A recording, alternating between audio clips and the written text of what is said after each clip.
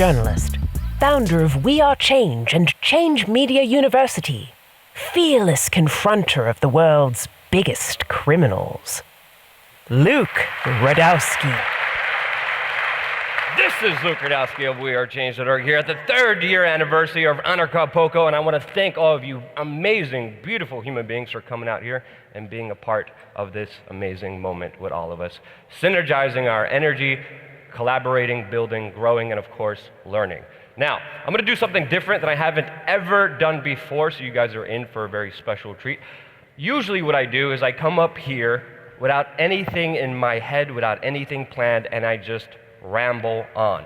Usually, they're jumbled thoughts. Sometimes it comes out amazing, sometimes it comes off as crap. But this time, I'm doing the first thing that I ever did in my life and actually prepare somewhat, a little bit. You're not supposed to clap for that.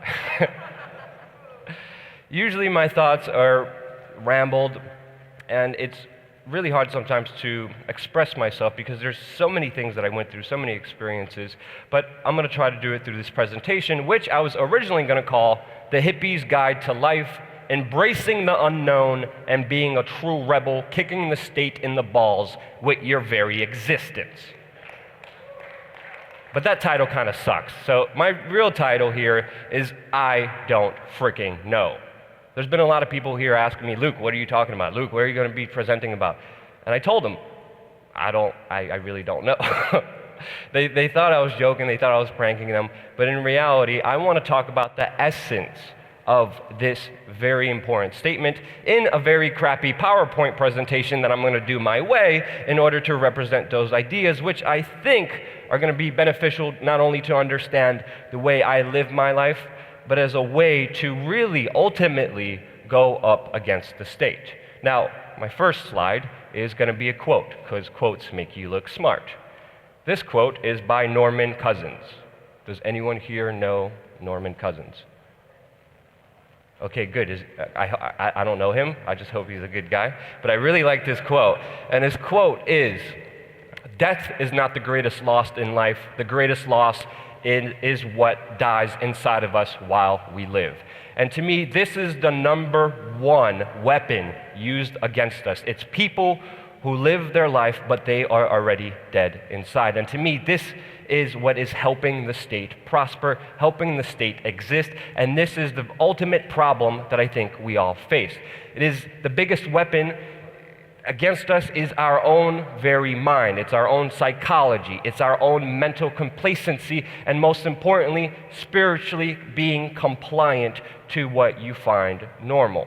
And you see that exemplified when you're at conferences like this, because you walk around, you meet new people, and they ask you very basic questions.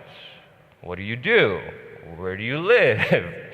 And when I'm not guarded, I catch myself in huge moments of anxiety because I don't have answers to these questions.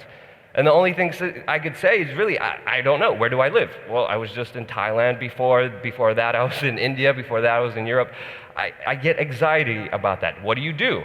Well, I don't know. Sometimes I go to Fukushima during the no-go zone and sneak in there and document what's happening. Another time I try to confront globalists on their world depopulation agenda and mock child sacrificing that they do in the woods with gay prostitutes all around them. Another time I'm talking about charities. Another time I'm exploring consciousness. Another time I'm doing all these different things, and it's really hard for me to quantify. But there's a very specific reason why that happens. And I don't like these questions because it shows you the mundane, routine bull crap that people have to go through. In this one existence that we really have, do you really care about those basic questions? Or you're just sticking to something that you're known to be a safety net, known for something that is the routine? And this is what people call life, doing things repetitively, but it's really death.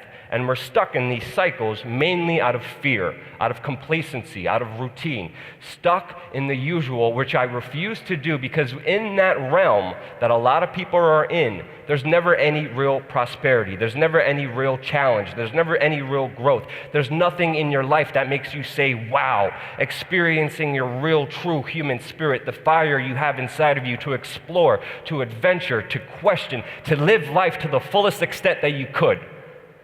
So, stop trying to put me in the bubble and quantify me and ask me what I do and where I am, because ultimately, I don't know. Okay, does anyone know Og Mandino? Okay, good, because I didn't, but he had a good quote.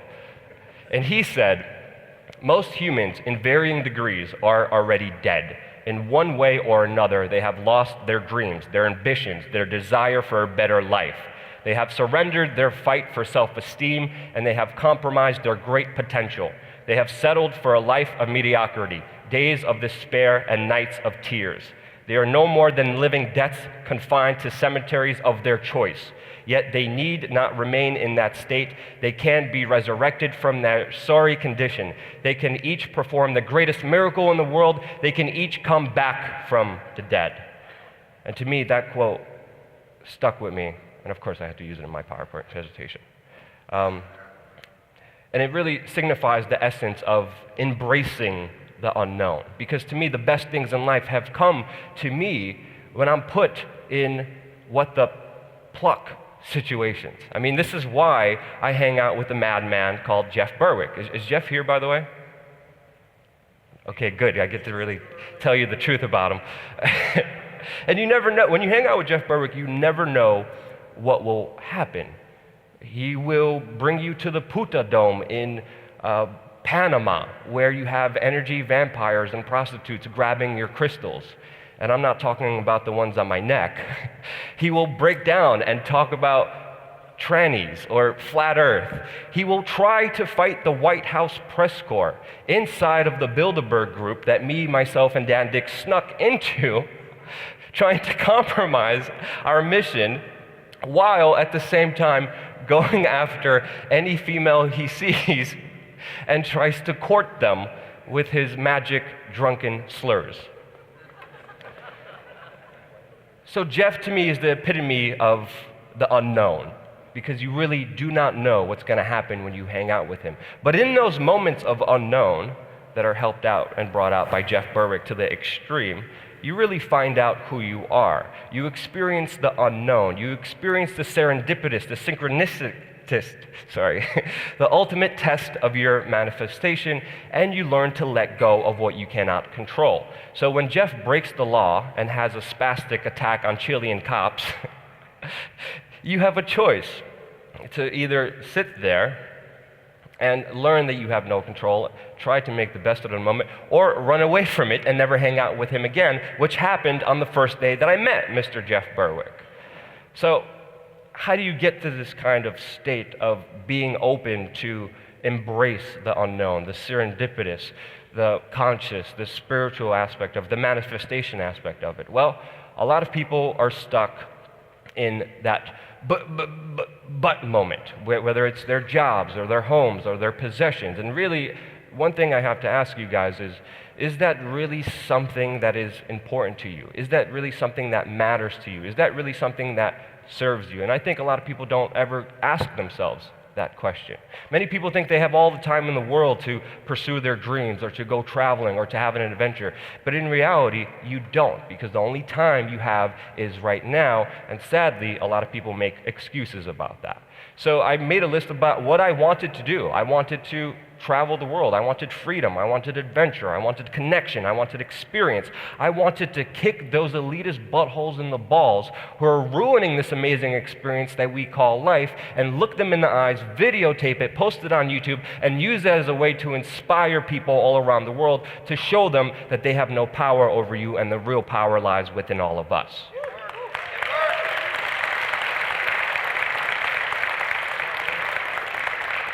And it's not easy, like this meme that I saw randomly explains. And it's that life is a very difficult exam, and many people fail because they try to copy others, not realizing that everyone has a different question paper. So a lot of people also get stuck in the realm of, oh, I want to do what they do. I want to do what he or she did. I want to have those kind of experiences. But in reality, you're setting yourself up for another trap, because when you're going into these ideas, when you try to copy others and not really intrinsically look into yourself, you put yourself in a trap. And there's traps laid up all around us in society, in basic life. You go to school where you're told what to do. You're told to stay in line. You're told to take orders. School was started as a way to create factory workers. That's why you're in school for 8 hours. That's why you have one break.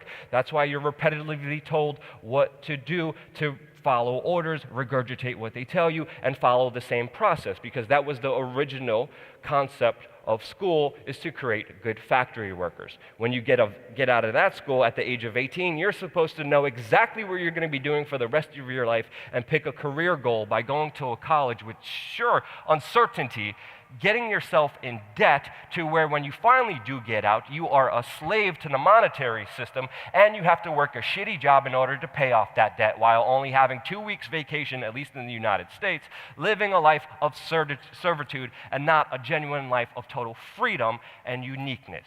And then you retire, you probably get butt cancer after that, and you die immediately without even experiencing the beauty of life that actually is right in front of you and the potential that could accomplish anything. So,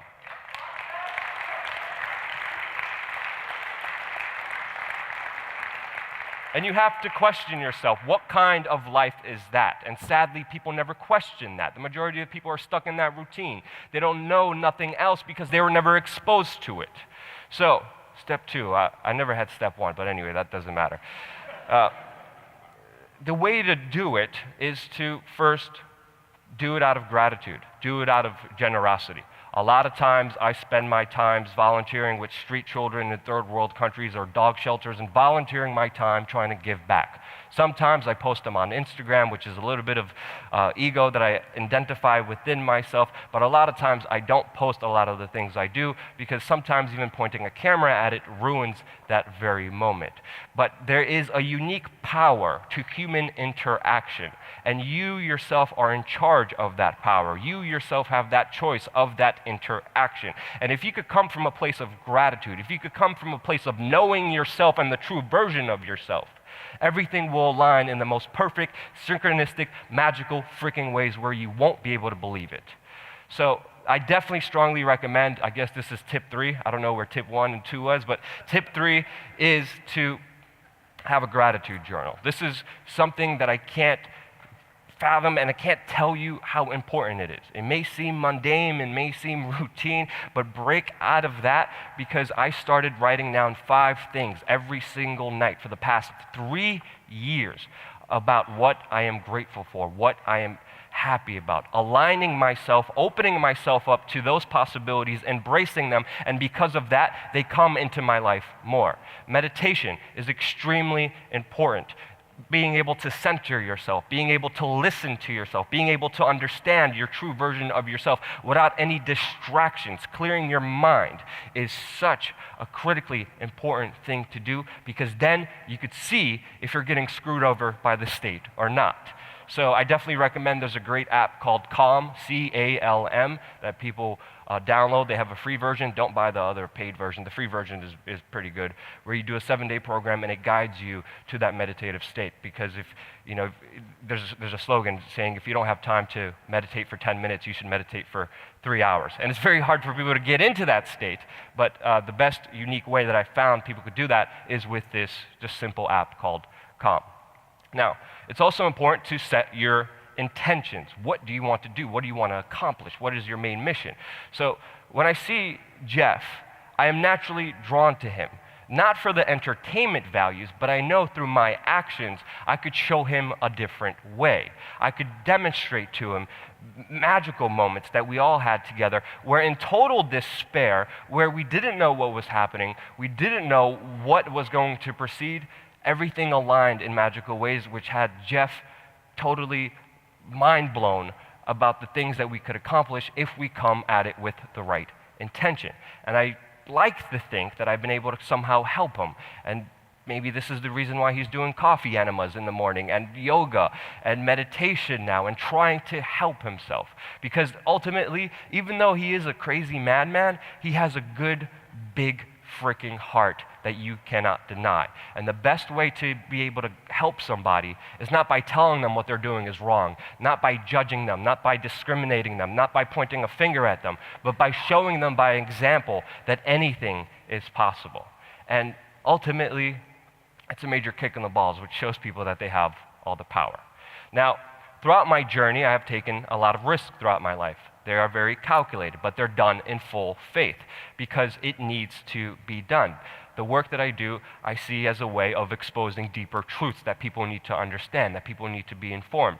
So that has been my major goal, my major mission. And it started off with my first video that I did confronting a major top globalist, Zbigniew Brzezinski. And I did this with total passion, with total intention. And it came to a point where I asked a very long-winded question to Mr. Zbigniew Brzezinski, who, by the way, is a CFR Trial Error Commission Bilderberg member who created Al-Qaeda in 1979 in order to fight the Russians. I confronted him on their globalist plans in the Bilderberg group in the secret meetings. They refused to answer the question. And when they refused, and they tried to move on, I stood up again. And I kept asking the question until I got an answer, to the point where two big security guards were dragging me out of the event, trying to steal my video camera and delete the footage of what just transpired, to the point where I had to duck down, run, and a chase ensued. So that was my first video ever that I ever encountered it. I put myself in other crazy situations where there was a literal federal standoff where shots were being fired against tax protesters. And when I heard that, I put myself right in the middle. I drove right to that situation, embedded inside of it, which at the time I didn't know the place that I was staying at was also rigged with explosives and ready to blow because the situation was utterly chaotic. And people must say, you're freaking crazy for doing this. You're crazy for going to Venezuela. You're crazy for trying combo. You're crazy for going to Fukushima. But I embrace the uncertainty. And I have done so before in small ways, and they have shown me beautiful results. And I have escalated that in bigger ways, and they have shown me amazing, incredible life experiences that I will take away for the rest of my life. Now, I want to also clear up a major misconception, because there's a lot of hippies with Asperger's who tell you that everything's going to be fine, everything's great, everything's beautiful if you just set your intentions and you meditate and you do all this hippy-dippy crap. No, that is not true. I am physically damaged. I have herniated disc. I have pinched nerves. I have missing ligaments. I have been hurt physically, mentally, and spiritually. I saw people die. I saw people suffering. I saw the worst actions ever done. I saw the greatest injustices carried out right in front of me, and I couldn't do a goddamn thing about it in that moment. And those are very hard situations that you will be exposed to if you do live in the moment, if you do live in that I don't know uncertainty. But it's not all doom and gloom, because you ultimately learn in those situations that you are in charge. And it's not always as simple as just going down a clear line, and it's a lot more complicated. But because of those moments, because of those experiences, I also saw the best that humanity had to offer. I saw love, I saw connection, I saw intensity, I saw resiliency, I saw defiance in the face of adversity, and I saw how humans could do anything, and that nothing was impossible. One of those moments is exemplified when I went to the Philippines. Randomly, out of nowhere, I like to do this a lot of times, I just show up to the airport. I travel hack, so a lot of the flights are free for me. And I'm like, where am I going to go today? One time I decided to go to the Philippines. I didn't know anyone in the Philippines. I didn't know much about the country, except that it was the murder capital of Asia. I didn't know anyone there. I didn't know where I was staying, and I just landed at 1 o'clock in the morning in that country. I booked a hostel, go to the hostel, and it was chaotic. I don't know if you guys have ever been in central Manila, but it's really the epitome of the extremes of life, where you have multi-million-dollar mansions and street kids literally dying in front of them. When you walk there, there's a huge polluted stench. There's guys walking around with automatic machine guns. There's lady boys who are smacking you on the ass. And in that moment, I'm going to share a story about what happened to me that will bring more context to everything that I'm talking about. I needed to shoot a video. So it was already 3 o'clock in the morning. I decided to shoot a one-shot, one-take video. I don't know if you guys realize this, but a lot of the videos I shoot are usually on my phone or sometimes on my laptop. I click record, I ramble, and that's it. If I mess up on a word, or if I mess up on a phrase, or if I get lost, I have to start all over. So I was shooting a video in the middle of this chaotic situations, lady boys smacking me on the ass, guys with M16s walking around, a very uncertain, unknown situation. and I keep messing up. It's hot, there's bugs everywhere, and I keep messing up. To the point where it's my 30th take, trying to shoot this perfect video which I could just click upload and then go to sleep and finally get some rest. But at the end of that video, right when I was about to finish, right when I was about to say thank you again so much for watching, subscribe, stay tuned, right when I was about to finish that, a little 8-year-old boy came up to me as I'm shooting this video, and he hits me right here, and he's like, money, money, and I'm like, oh, fuck. What are you gonna do? Like, if you traveled around, you know that you can't give money to street kids because that usually ends up in either gang members' hands or really horrible parents' hands that use it for sometimes drugs and alcohol. So he ruined my video. I got flustered. I got frustrated, and I just said, no, I can't. I'm sorry. And again, I took up the video, started talking again. And again, he slaps me, money, right in the middle of my video. I looked at him, made eye contact, and I was like, I can't do it. He left me alone. I'm still doing the video. As I'm about to finish, again, he walks up because someone gave him a water bottle. He was like, water? And he tried to give me some water. And I'm like, this is some smart-ass street kid who knows how to psychologically manipulate these white stores so freaking well. I was like, no, I'm sorry, I can't. Finished my video and went to sleep. The next morning, I wake up, I go to the nearest store to get some food, and I see the street kid still outside. So he was out there all night long. He is 8 years old. I went to the store, and I got some food, and I sat down, and I'm right by the mirror, and who's on the other side of this mirror? The street kid, looking at me, making direct eye contact. And I was like, all right, fine. Came out, talked to him, told him he had nothing to worry about because sadly a lot of people take advantage of these kids and do horrible things in those countries. Told him he had nothing to worry about, told him I would get him some food. We went to the restaurant, took him a while, he finally picked something out. We get the food, we sit down, he's sitting in front of me, and I'm eating, and he's not eating for a good 5 minutes. I'm like, what's wrong? What's going on? Like, are you not hungry? And he looks at me and he's like, wait, 1 minute. And he comes outside and he brings out his younger brother and he cuts the food in half and he shares it with them. And that moment hit me incredibly hard. Seeing that goodness, that love, that compassion for one another when they have nothing, punched me right in the gut. I spent the entire day with them. I played video games with them. And instead of going to the beautiful places in the Philippines where I really wanted to go and see the natural wonders of Palawan and Cebu, I had a breaking down moment because I knew I couldn't do anything. I was in total despair. I was in total shock. And I had all these other trips planned, and I was supposed to leave these kids, and I didn't want to leave them.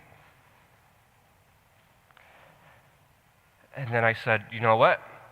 I'm going to do something about this. And I worked really hard, and I did my research, and I found local people on the ground who go to the roughest parts of the Philippines, and they dedicate their time and their money and their resources, and they go out there and they help these kids.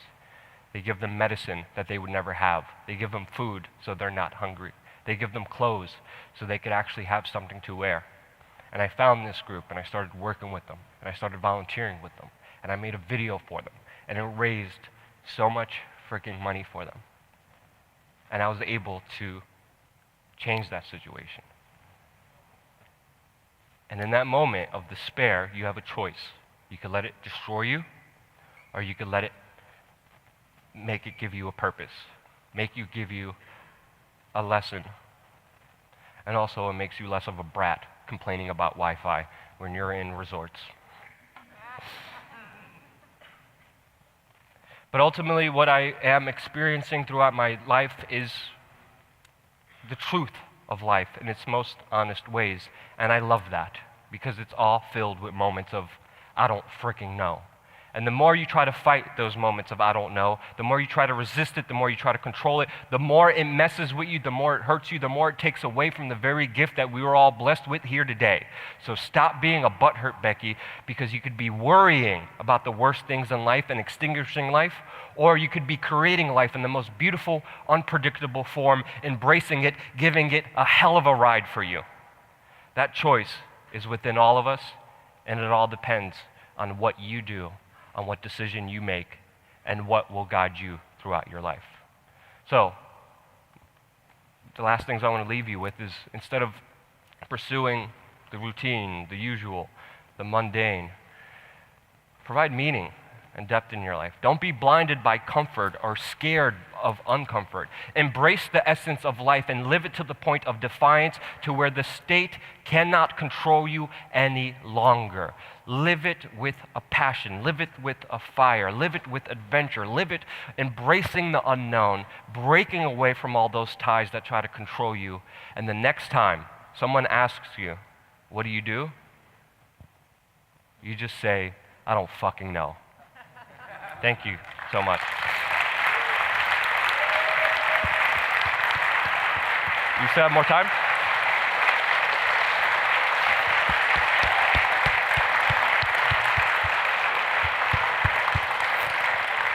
Ladies and gentlemen, Luke is amazing. And matter of fact, a great speaker. As a professional speaker myself, I know the best speakers end early. He did, and we've got some time for Q&A. Luke, would it be all right if we have some Q&A? Yeah, sure. Yeah, go ahead. Excellent. Do what I do at events. Please and just stand raise up your and scream hand at so me. we can find you. No, and don't wait raise your till the hands. Just get microphone up and gets scream. to Come you. on. If I could dish it, I could take it. Go. There we go. Right there. Go. Just scream We've it. got well, no, then it doesn't come through on the recording. So please If wait. he screams it, maybe. Probably not as well. Okay, there we go. Sorry, my voice is a bit gone. So are you familiar with Simon Shack's work? No. No? Nope. Septemberclues.info? Nope. No? Haven't heard of victim simulations? Nope. No? Okay. Just wanted Being to... honest with you, I don't have a lot of time to do a lot of in-depth research unless I'm doing a specific video or topic about it. So, no. It's about September 11. No. Okay, sure. Just wanted to check that out. Yeah. Thanks a Okay. lot. We got Lynn right here. Lynn, who is Got a an question amazing, beautiful, right over amazing here. human being in Two herself, questions and in the front everyone row. should support here. Thank you, Carl. Thanks, Luke. I just want to underline what you said, and you put it so well, is that situations, and I can relate to this very well, they'll either destroy you or they'll give you purpose and open up a whole adventure, challenge, and it's absolutely true. And If anyone would know, it's definitely you. right. And Ross. Yes. Ross is doing the same thing. He's in a cage, but he has exactly the same attitude. And so I just wanted to emphasize that. It was really great. Thank you. It means Yeah. a lot coming from you.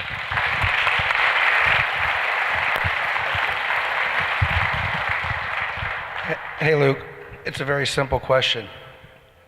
You confront the darkness. That's what you do for a living. What is some of your scariest experiences? Has this New World Order confronted you?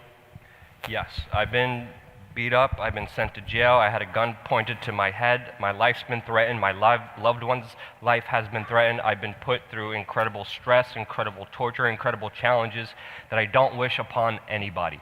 I not only been physically hurt, but mentally and spiritually. In that fight, again, just like I mentioned, you could either let it embolden you or you could let it destroy you. Never have I let them see any victory in their attacks on me. Never have I let them see any chink in my armor, because when they do, I step up 10 times as strong as I do, and I work 10 times as hard as I could, because these people work on very simple kind of gang rules. They try to intimidate you, they try to scare you, they try to buy you off, and then they try to hurt you, which they have.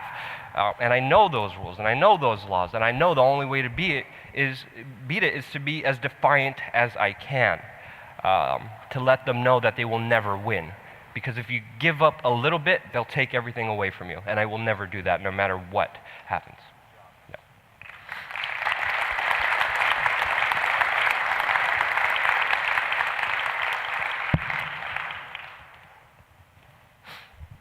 Hi, Luke. Great talk. I just wanted to get your thoughts on the disappearance of Ben Swan and David Seaman. I know that you did something on your We Are Change on David Seaman's story, so Yeah. I was just hoping you could elaborate on that a little. Those stories are very complicated, and I think they can be cleared up by those same individuals. I think you also have to be careful and very skeptical of the personalities that you see in this alternative media realm.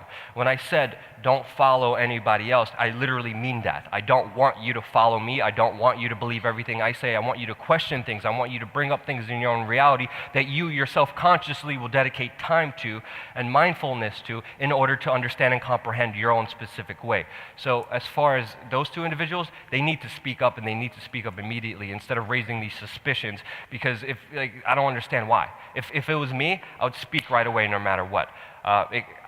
People say it's a darker thing, scarier thing. I don't know. I mean, when you're in this fight, you know what you're getting yourself into. You know the consequences. You know the situations laid out in front of you, and I would never do something like that. I would always speak my mind no matter what circumstances, because once they silence you, they win. And I'm never going to let them win. Okay. Also, if you guys are interested in learning about what I do, I'm doing a boot camp tomorrow, the Change Media University boot camp, which I will not only tell you how I do everything I do, but I will also be getting into laughing yoga, guided meditations, crazy drills, and all this other crazy stuff. So if you guys are interested in that, talk to Nathan or talk to Jeff or talk to the great people at Acapulco, which I will be doing tomorrow from 2 to whenever everyone gets what they need from me. Any other questions? Hack travel, how does that work? Hack and travel works in very many different ways. Ultimately, it's all dependent on you. There's so many different angles depending on what country you're in, whether it's frequent flyer miles, special passes, special deals, special connections, and it's ultimately who you know. I think the greatest currency that I have, since I don't really focus on a monetary aspect of my job, my existence. I focus on more of the social capital. And to me, that's the most important capital anyone could have in the world. And that's meeting people, talking to people, looking them in the eyes, getting connected with them, and working with them. And once you concentrate on that, instead of the monetary or the fame, things will open up to you, and naturally those things will be given to you. So I'm going to use a platitude in order to answer your question, because technically it's very complicated. And it's up to the individual to determine that for themselves and get it themselves. I'd like to get your take on Trump, on Donald Trump, and especially the way he's gone after the mainstream fake news media, as he likes to call them. Trump is chaos.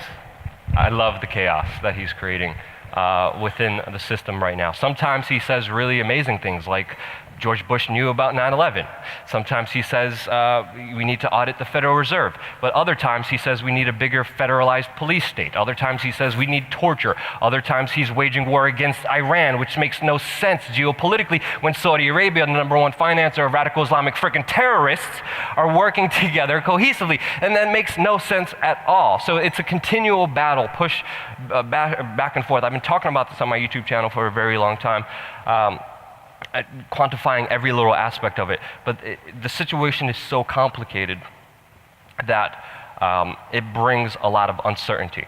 So I'm uncertain. I always am very optimistic. I'm always very positive. I always hope for the best because I align myself with that path. I hope things get really good.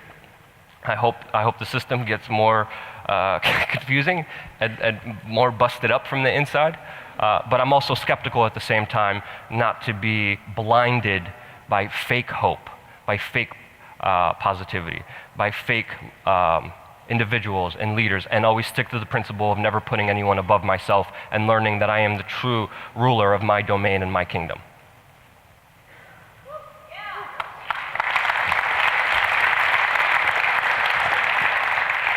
We have 2 minutes, time for another question. All right, thank you. Made it easy. Oh, hey, you got one there. What do you do? Fuck. I don't fucking know.